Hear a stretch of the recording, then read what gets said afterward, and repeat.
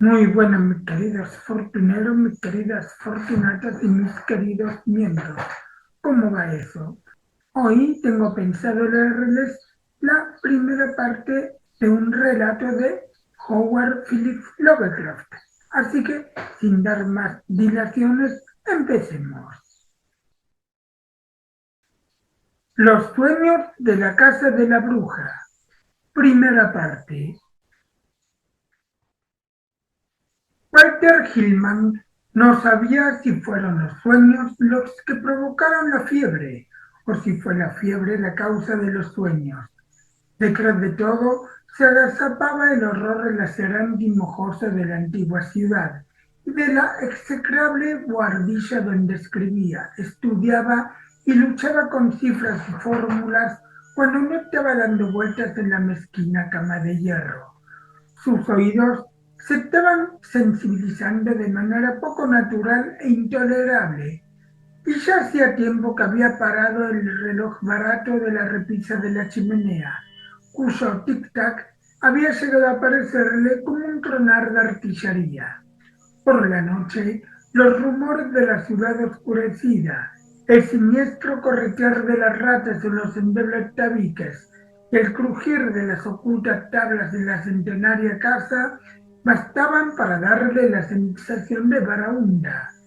La oscuridad siempre estaba llena de inexplicables ruidos, y no obstante Hillman se estremecía a veces temiendo que esos ruidos se apagaran y le permitieran oír otros rumores más leves que acechaban detrás de ellos.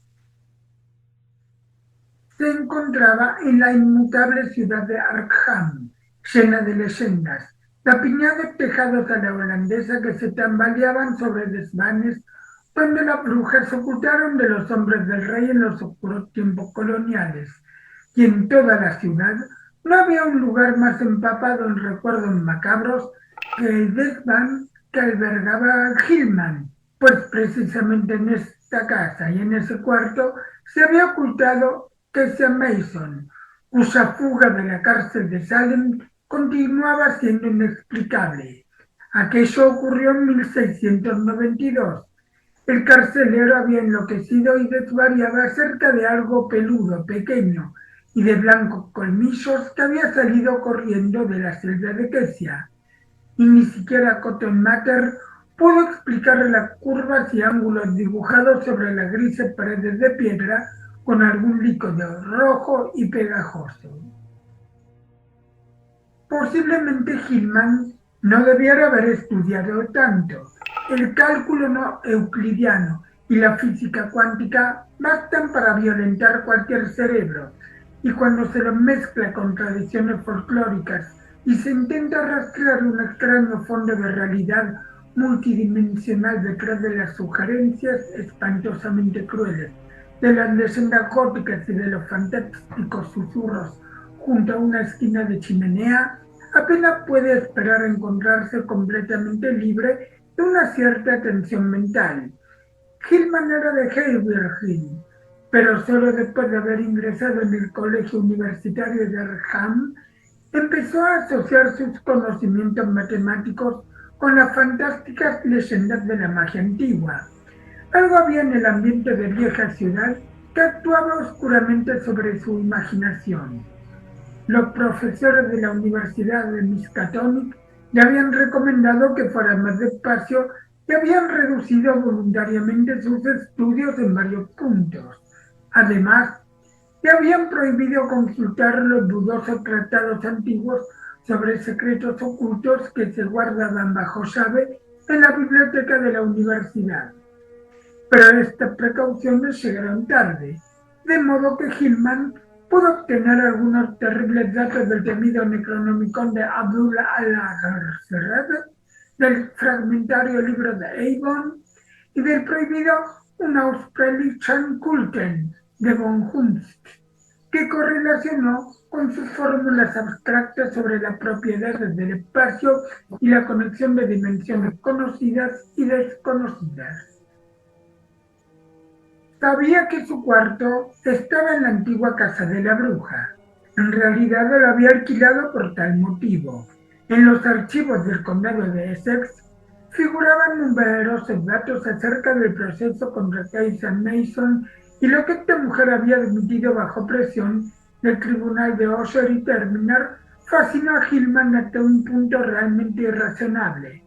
Kesia le había hablado al juez Hawthorne de líneas y curvas que podían trazarse para señalar direcciones a través de los muros del espacio hacia otros planos de más allá, insinuando que tales líneas y curvas eran utilizadas frecuentemente en ciertas reuniones de medianoche celebradas en el sombrío valle de la Piedra Blanca, situado más allá de la loma del Prado y en el islote desierto del río.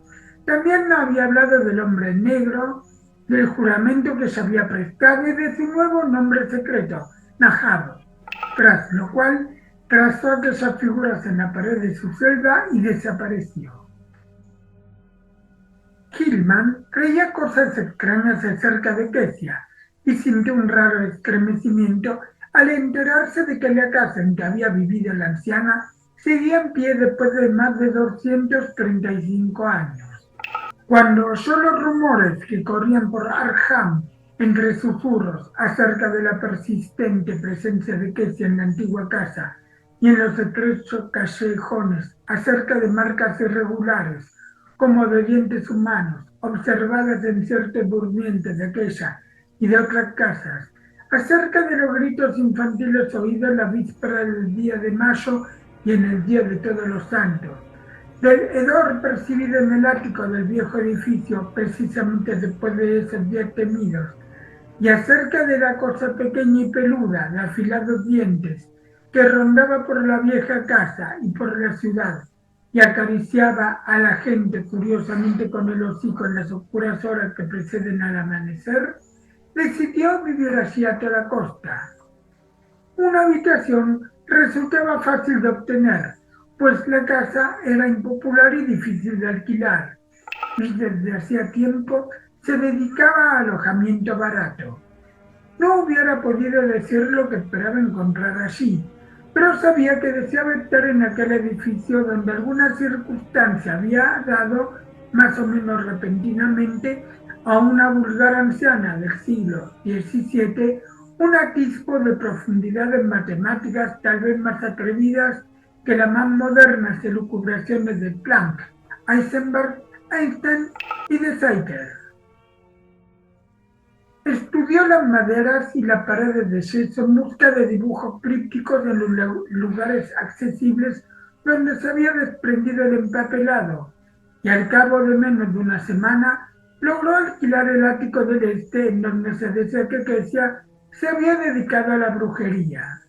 Había estado desalquilado desde el principio, ya que nadie se había mostrado dispuesto a ocuparlo por mucho tiempo, pero el patrón polaco tenía miedo de alquilarlo. Sin embargo, nada en absoluto le ocurrió a Hillman hasta que le dio la fiebre. Ninguna Kesia fantasmal merodeó en los sombríos pasillos de los aposentos. Ninguna cosa pequeña y peluda se deslizó al interior del tétrico cuarto para hocicar a Hillman, ni éste encontró rastros de los conjuros de la bruja pese a su constante búsqueda.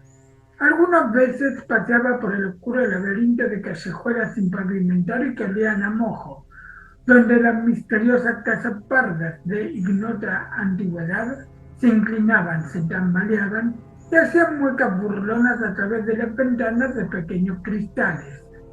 Sabía que así habían ocurrido en otros tiempos cosas extrañas, y flotaba en el aire una vaga sugerencia de que quizá no todo lo perteneciente a aquel pasado anómalo había desaparecido, al menos en las callejuelas más oscuras, estrechas e intrincadamente retorcidas.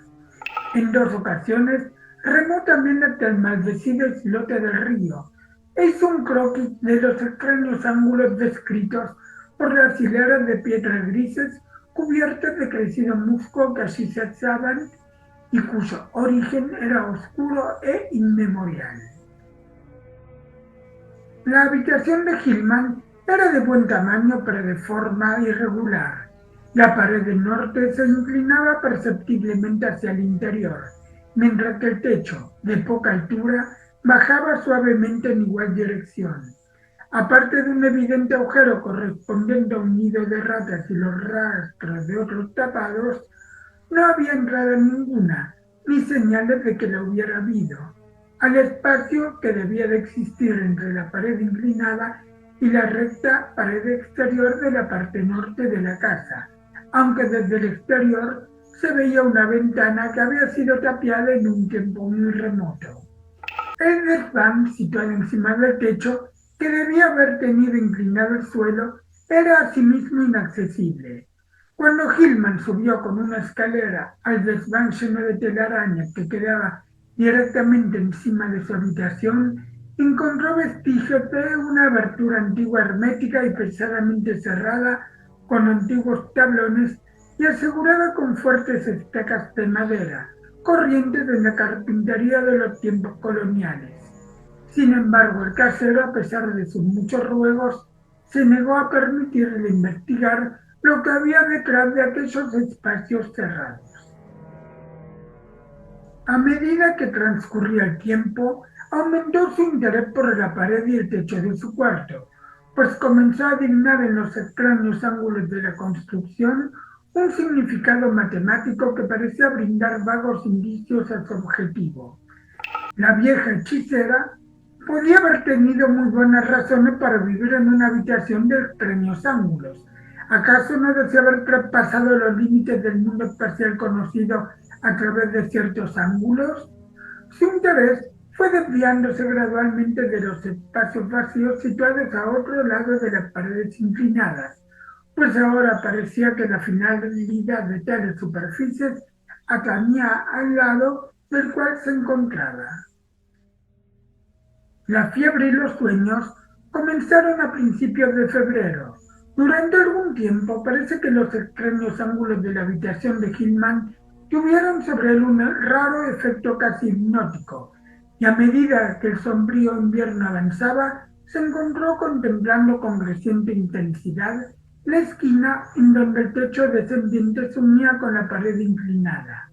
En aquella época le preocupó gravemente su incapacidad para concentrarse en sus estudios y comenzó a temer seriamente por los resultados de los exámenes parciales. También le molestaba aquel exacerbado sentido de la audición. La vida se había convertido para él en una persistente y casi insufrible cacofonía, y tenía la constante y amedrentadora impresión de percibir otros sonidos procedentes, tal vez, de regiones situadas más allá de la vida, temblando al mismo borde de la percepción.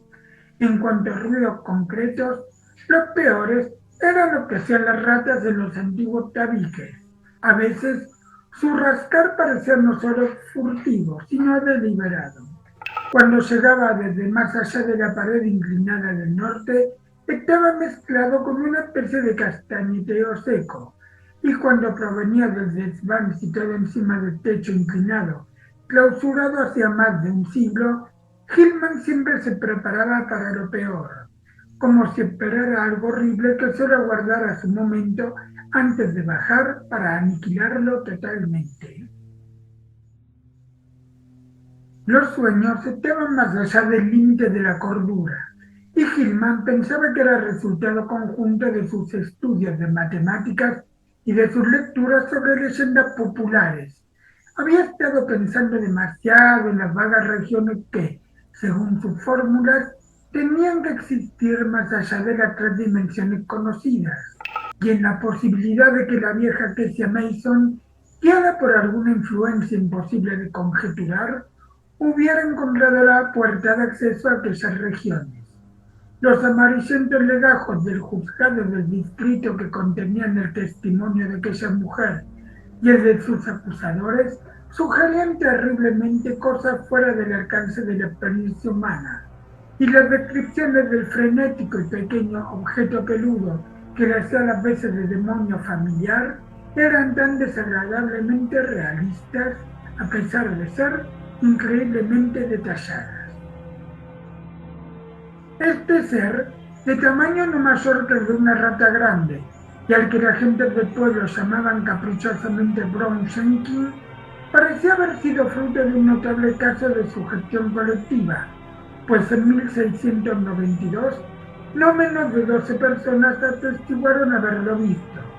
También los rumores recientes acerca de él coinciden de una manera desconcertante e incomprensible. Los testigos decían que tenía el pelo largo y forma de rata, pero que la cara, con afilados dientes y barba, era diabólicamente humana, en tanto que sus zarpas parecían diminutas manecillas. Llevaba recados de la vieja el diablo y se alimentaba con la sangre de la hechicera, que sorbía como un vampiro. Su voz era una especie de risita detestable y podía hablar todos los idiomas. De las múltiples monstruosidades que Hillman veía en sus pesadillas, ninguna le provocaba tanto pavor y repugnancia como aquel malvado y diminuto híbrido, cuya imagen se le presentaba en forma 1000 veces más odiosa de lo que su mente despierta había deducido de los viejos legajos y de los rumores modernos.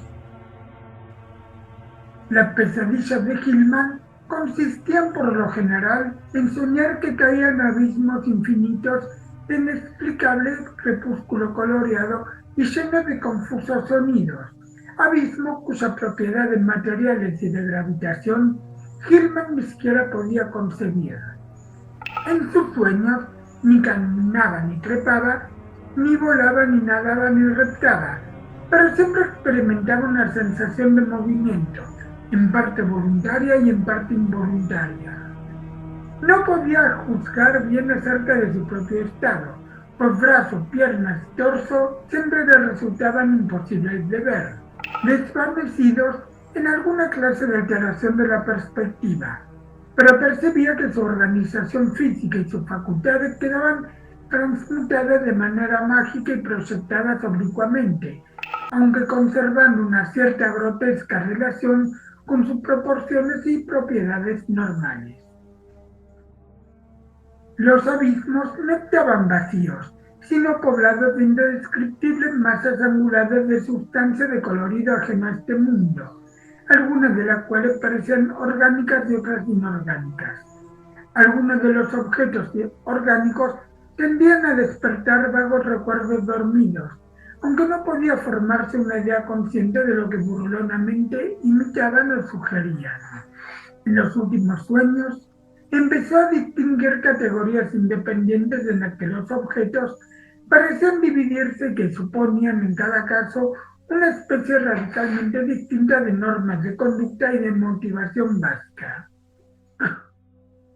De estas categorías, una le pareció que incluía objetos algo menos ilógicos y desatinados en sus movimientos que los pertenecientes a las demás. Todos los objetos, tanto los orgánicos como los inorgánicos, eran completamente indescriptibles e incluso incomprensibles.